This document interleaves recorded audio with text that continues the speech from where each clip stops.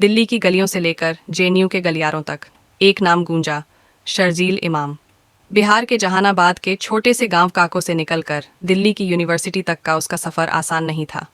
पढ़ाई में तेज़, सोच में गहरा और समाज को बेहतर बनाने की ख्वाहिश लिए एक नौजवान। लेकिन ये ख्वाहिशें जल्द ही सवालों में बदल गईं, और सवाल कभी आसान नहीं होते। शर्जील ने सीएए एनआरसी विरोध प्रदर्शन के दौरान भाषण दिए।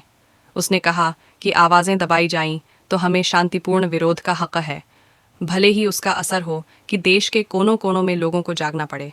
कई लोगों ने उसके भाषणों को शांति की अपील माना, लेकिन सरकार ने उकसावे और देश की अखंडता पर हमला मान लिया, और यहीं से जिंदगी बदल गई।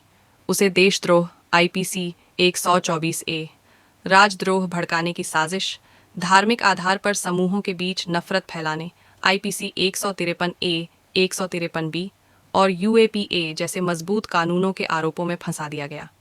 कहा गया कि उसके भाषणों ने मुस्लिम समुदाय को भड़काया, असम के मामले में एनआरसी लागू होने की स्थिति आदि जिक्र हुआ। पूर्वोत्तर राज्यों की स्थिति को लेकर भी भाषणों में कथित रूप से जनरेशनल भय पैदा किया गया। ये आरोप दिल्ली पुलिस, असम पुलिस आदि ने लगाए। लेकिन अब शर्जील इमाम सिर्फ विरोध करने वाला छात्र नहीं रहा। उसने 2025 बिहार विधानसभा चुनाव में भाग लेने की घोषणा की है, स्वतंत्र उम्मीदवार के रूप में। उसने निर्णय किया है कि वह बहादुरगंज विधानसभा सीट से चुनाव लड़ेगा, जो किशनगंज जिले में है। इस सीट पर पहले मोहम्मद अंजर नईमी जीते थे। वह एएमआईएम से थे, लेकिन बाद में आरजेडी से जुड़ गए। शर्जील ने जेल से यह चुनाव घोषणा की है, यानी वह कारावास की सलाखों के पीछे से ही अपने अभियान की योजना बना रहा है। वह बताता है कि यह कदम सिर्फ व्यक्तिगत नहीं है, बल्कि आदर्श और प्रतीकात्मक भी है, यह दिखाने के लिए कि लोकतंत्र में सवाल पूछने वालों की भी जगह होनी चाहिए।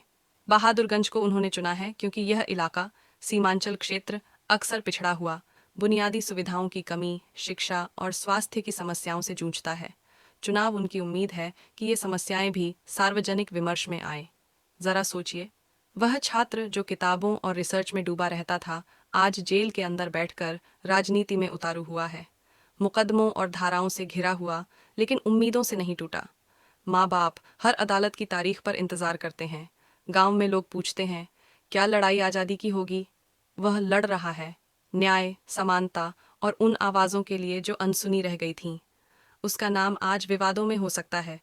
कुछ उसे गुनहगार कहेंगे, कुछ आवाज़े हक, लेकिन उसकी तस्वीर में अब भी वो मासूम छात्र झलकता है, जिसकी आवाज़ थमी नहीं, बल्कि और ज़्यादा बुलंद हो गई है।